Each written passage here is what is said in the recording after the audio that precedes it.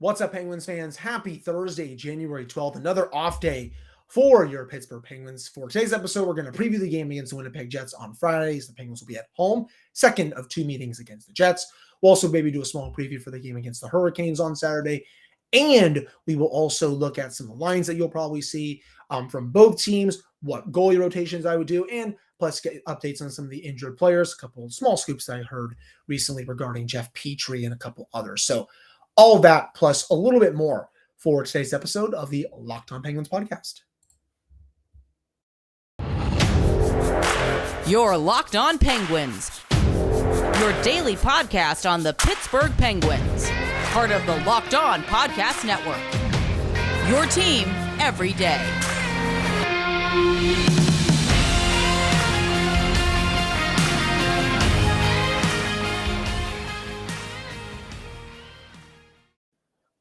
Hello and welcome back to another episode of the Locked On Penguins podcast. I am your host, Hunter Hodes. Remember to follow me on Twitter at Hunter Hodes. Follow the show's Twitter at Illinois Penguins. And of course, thank you all so much for making this your first listen of the day. Today's episode is brought to you by BetOnline. Has you covered this season with more props and odds and lines than ever before.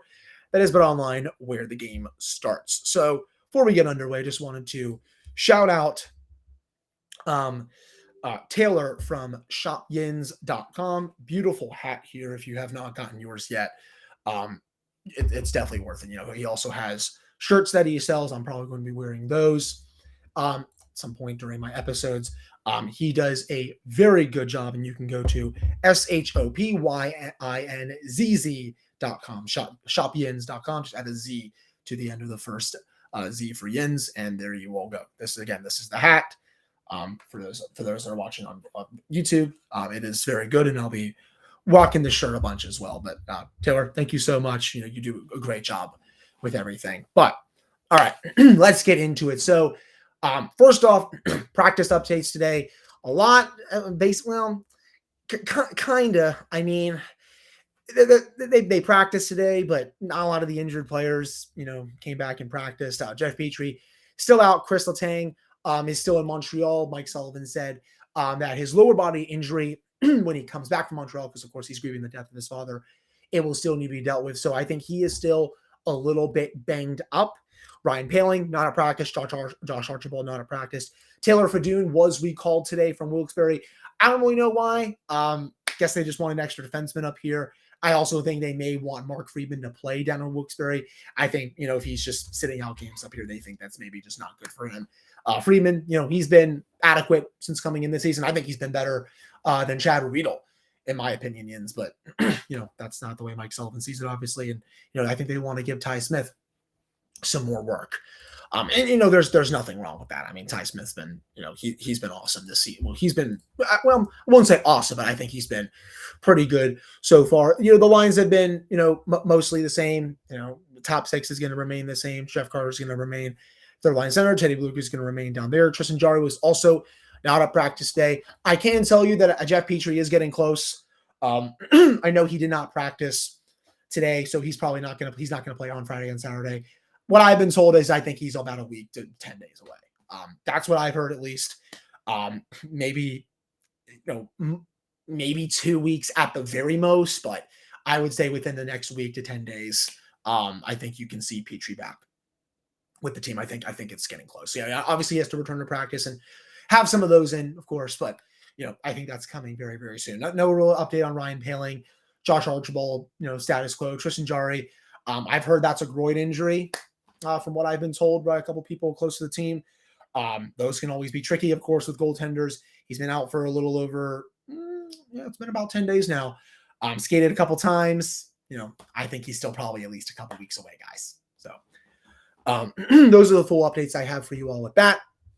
Now, previewing Friday's game against the Winnipeg Jets, and the Penguins, I will say, they got a bit lucky in this game because the Jets tonight, they are in Buffalo. Taking on the Sabres, or I think they are. They're making sure they are. Yes, they are in Buffalo taking on the Sabres right now. As of this recording, they are up 2-1 at the second intermission, and they are starting Connor Hellebuck tonight. So that means it's probably going to be David Riddick against the Penguins. That is a big deal. Hellebuck is one of the 3 to 5 best goaltenders in the league. He carries Winnipeg basically every single season. The fact that the Penguins will not see him in that game is massive. I can 100% tell you it is huge. Save percentage well over 920 again this season. His goals against average is light. Goals saved above expected, very good. Again, he is awesome. And the fact that the Penguins will not see him, that, they're catching a big break there. Lines-wise, the Penguins, the last time that the Penguins played the Jets, they beat them 3-0. That was a very close game. Remember that, that was a 0-0 game after 2 periods. I believe this was at the end. That first game was at the end of, I believe it was at the end of October, if I recall correctly. I don't think it was at the end of November. I believe it was at the end of October. It was right before, I believe, they had that really bad losing streak. I'm just going to make sure of this real quick here. If I can go back up and take a look.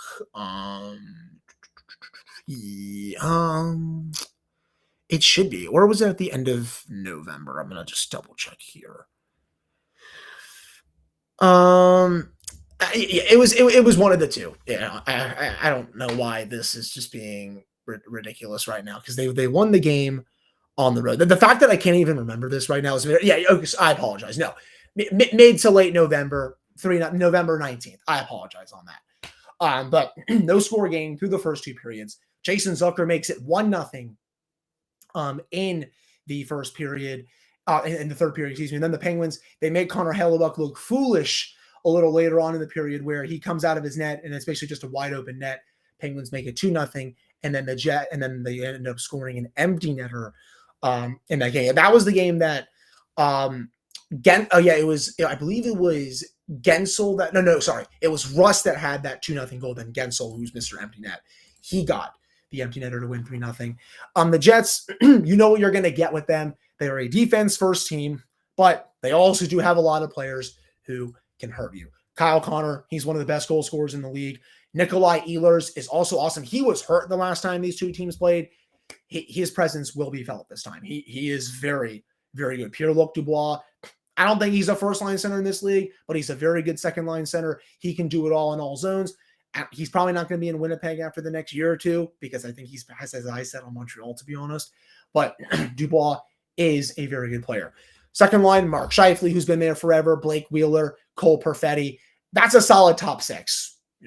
I know the Jets have been pretty decent this season. If you go to the standings right now, the Jets are in second place in the Central Division. They're actually 3 points out of first behind Dallas, Winnipeg this year, 26-14-1.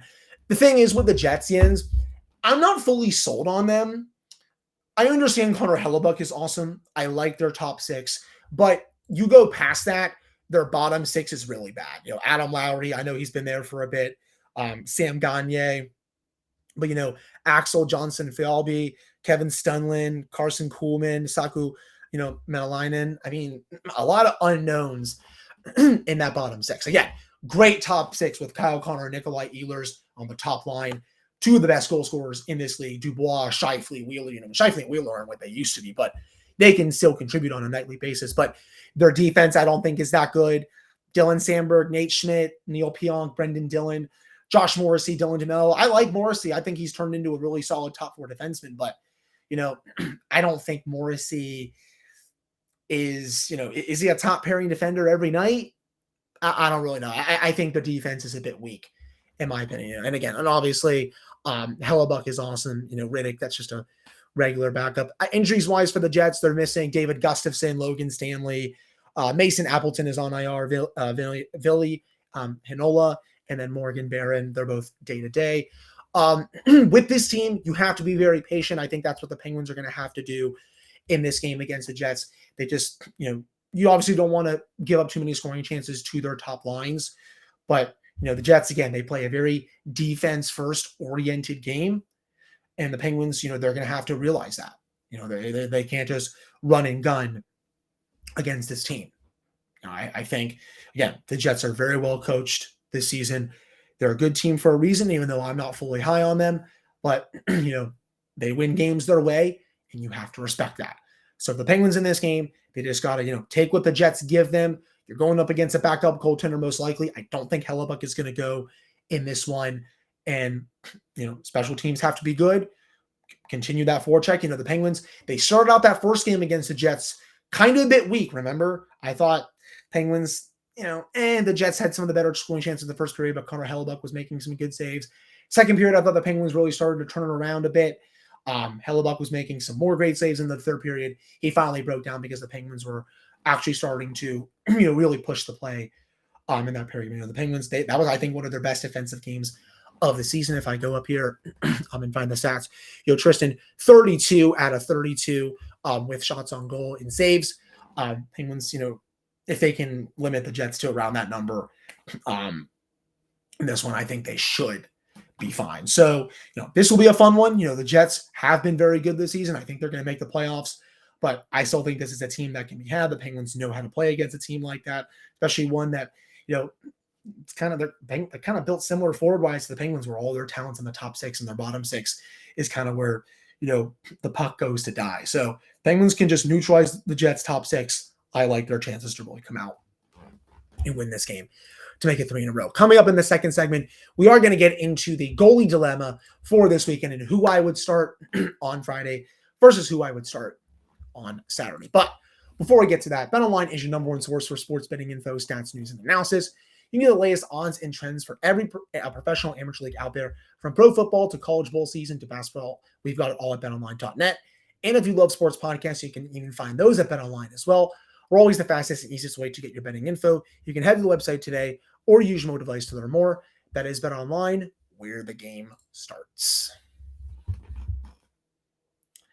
All right, I'm back here on this episode of the Locked On Penguins podcast. I am your host, Hunter Hodes. Remember to follow me on Twitter at Hunter Hodes. Follow the show's Twitter at @Penguins. And of course, thank you all so much for making this your first listen of the day. So, the goalie dilemma will be the big topic of discussion. Well, one of the big topics of discussion heading into this weekend. It's the first time they played a back-to-back this year, in quite a long time, I should say, without Tristan Jarry.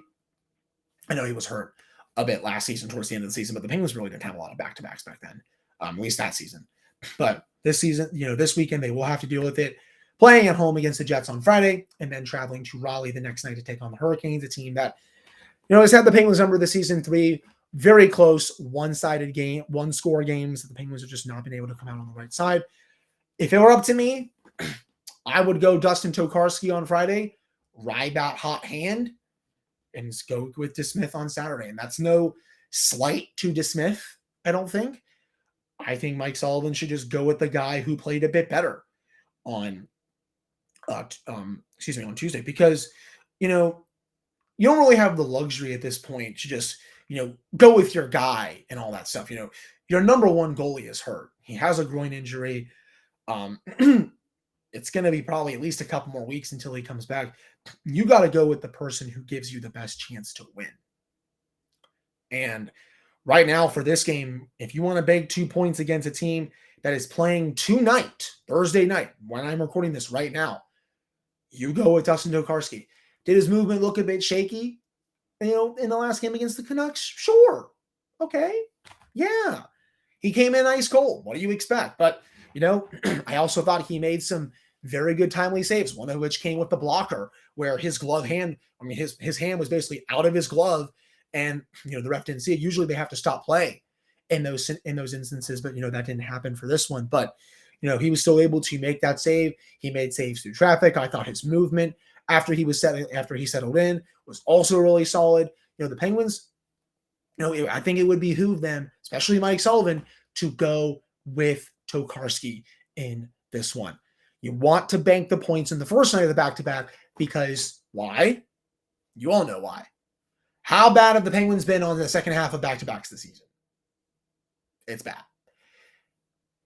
My numbers are right here in my notes. They've won 1 game on the second half of a back-to-back, and I believe that game came against Chicago, one of the worst teams in the league. Penguins are obviously going to be very tired for that game on Saturday. That's not the best time to take on the Hurricanes. What is a good time to take on the Hurricanes? But for this one, you have to go with Tokarski. And maybe if DeSmith played better on Tuesday, I would have my mind changed. I would maybe go Tokarski on Saturday against the Canucks. So with how he played after he came in and gave the team a spark, and the Penguins really stayed with it, I just don't see how you don't go with Tokarski on Friday. He's been one of the best goaltenders in the AHL this season. His numbers back it up. Excuse me. He also has a lot of NHL games under his plate. Do you all remember when he took the Montreal Canadiens to the Eastern Conference Final in 2014? You all probably don't. But remember when Carey Price was hurt? That was when Chris Kreider took him out, and there's still some controversy to that to this day. Rangers Canadiens, Dustin Tokarski. He took the Rangers to 6 games in that series. Not joking. I'm sure some of you remember that. I'm sure some of you forgot it until now, but he's been in this game a long time. Bounced up and down from the NHL to the AHL. And he's also played great at PPG Paints Arena his last couple of starts. He saved 63 out of 65 shots in his last 3 starts at PPG, whether it's with Buffalo or it's with Pittsburgh. So that is another reason I would start Tokarski in this one. Again, the Penguins, they need the points right now. They've won 2 in a row, which is good. They banked a few points this week, but in a game where you need to bank points going into Saturday in Raleigh, where the Penguins have just not played well the last couple of seasons, especially this season against the Hurricanes, it would behoove you to start the guy who had played a bit better. And DeSmith, he'll have a chance to redeem himself on Saturday. Yeah, will the team be a bit banged up or tired? Sure. But, we've seen goalies plenty of times each and every season steal points for you when you don't have your best and when you're on a back-to-back. So maybe that happens with DeSmith in this one. But that's what I would do with the goalies. And, maybe you can give DeSmith that chance to be a little more aggressive. He can see the puck a bit better, not be so small in his net, come out of his crease, because when he's not confident, he's just playing way too deep in his crease. His movement is not that good. I want to see that changed on Saturday against the Hurricanes. So that wraps up this segment, getting into the goalie dilemma for this week. And coming up in the final segment, we're going to do a short little preview for the game against the Hurricanes, look at how they've been doing as of late and all that stuff. But before we get to that, if you're looking for a delicious treat but don't want all the fat and calories, then you gotta try a Built Bar. We just got through the holidays, and I know my goal is to eat a little healthier this year. If you're like me, where you want to eat a bit healthier but don't want to compromise, taste, then I've got just the thing for you. You got to try Built. With Built, healthy is actually tasty. Seriously, they are so delicious, you won't even think they're good for you. They're perfect for your New Year's resolution. And what makes Built Bar so good? Well, they're covered in 100% real chocolate. And that's right, 100% real chocolate. And they come in amazing flavors like churro, peanut butter brownie, coconut almond. I'm not sure how they do it, but these bars taste like a candy bar while maintaining amazing macros. And what's even better is that they are healthy for you. They only have 130 calories and 4 grams of sugar with a whopping 17 grams of protein. That's right, guys. Head to your nearest Walmart today, grocery store, wherever, walk to the pharmacy section and grab yourself a box of Built Bars. You can pick up a 4 box of cookies and cream, double chocolate or coconut pucks, or whatever your heart desires. And if you're close to a Sam's Club, run in and grab a 13-bar box with our hit flavors, brownie batter, and churro. You can thank me later. All right, we're back in this episode of the Locked On Penguins podcast. I am your host, Hunter Hodes. Remember to follow me on Twitter at Hunter Hodes, follow the show's Twitter at @LNRSoPenguins. And of course, thank you all so much for making this your first listen of the day. So, Penguins Hurricanes on Saturday, the 4th and final meeting this year. Previous 3 meetings, the Penguins have just not gotten the bounces. They're 0-1 and 2, basically 0-3. They've gotten 2 points in those 3 games. They probably could have 2 wins. They've had a lead in all 3 of those games, but the Hurricanes have bounced back time after time against them, and the Penguins have just not been able to punch back. The last game against the Hurricanes, I thought the Penguins should have won. I thought they played well enough to win. They just decided to ice Brian Dumoulin with only a few minutes remaining in the third period, and it cost them. And then in overtime, Mike Sullivan got spooked, putting up Malkin up against Jordan Staal because he didn't want to sit out there. And, they made him pay because we don't know what happened. Jacob Slavin, who never scores, great defenseman, but never scores. He gets the overtime winner just not even 30 seconds into overtime. The Hurricanes came into tonight losers of 4 in a row. They're up 3-1 right now on the Columbus Blue Jackets. The Blue Jackets absolutely stink, but the Hurricanes, they're 25-9-7. This is still a very good team. And oh yeah, they are basically fully healthy now. Remember who was out in those matchups? Sebastian Aho and Max Pacioretty. Oh yeah, they're back now. So the Penguins, who had their hands full against this team three previous times, they're going to even have more of their hands full now. I will say Pacioretty did leave Thursday's game with an injury that's not related to the Achilles. The Hurricanes announced it. Not sure what his status will be for Saturday's game. We'll have to see if he's at practice on Friday. But he could be out again potentially. But last couple of weeks, this team has gotten a lot healthier. Aho is back. He will be playing in that game.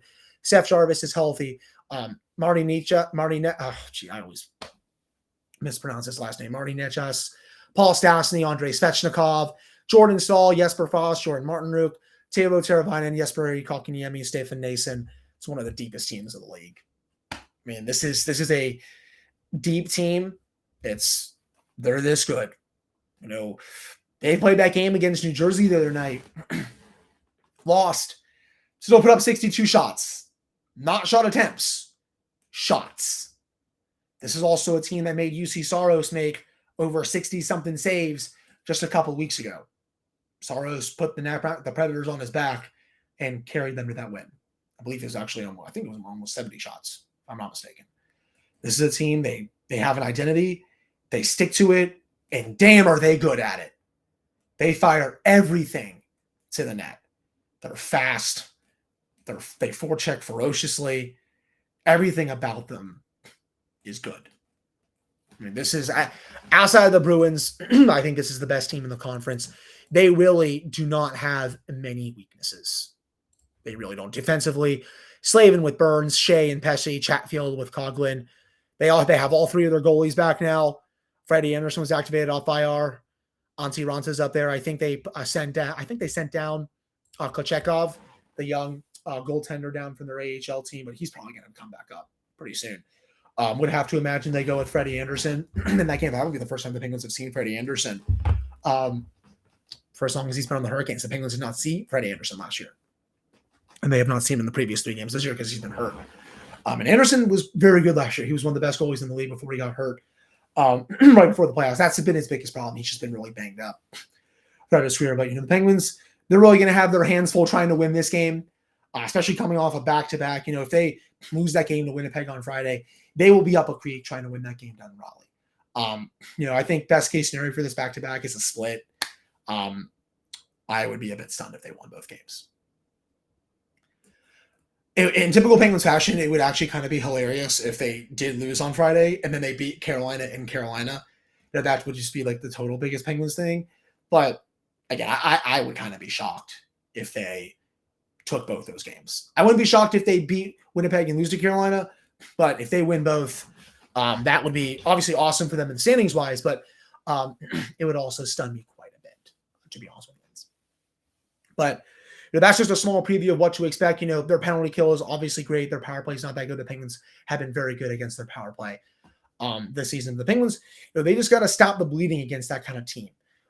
They got to not get outskated by them. I know that's going to be easier said than done, especially on a back-to-back. But, just try not to look like you're all a bunch of old men out there. I know the Hurricanes are very quick, but, they got to, play up a little bit better. For me, I know they're probably not the greatest matchup for the Penguins, but you got to beat this team at some point. You can't get swept by them. The Penguins, I haven't seen them get swept 4 times in a row by a team in the same division in a long time. It is very rare when they lose all 4 games to a divisional team. To be honest, I don't think that's ever happened in the Mike Sullivan era. I don't have that stat in front of me, but if one of you does, let me know. But I do not think they've ever been swept by a team in their division for as long as Mike Sullivan's been the coach. He's beaten at least every team in his division once every year. So they'll have that chance on Saturday, and it comes against one of the best teams in the league. But that'll do it for this episode. I really appreciate all of you listening to this one. Friday we'll have a full game recap episode for the game against the Winnipeg Jets. It's going to be a lot of fun. Was looking at tickets, probably not going to get this one. Maybe to the game on Monday, not sure yet. I was going to go on Tuesday, but I had a couple things come on. My anxiety again was just really bad. But am going to try to get to the game at some point, hopefully on Monday or something like that. But again, thank you all so much for listening. Really appreciate it. I'll holler at you guys on Friday evening to recap this game against the Jets. Talk to you all then.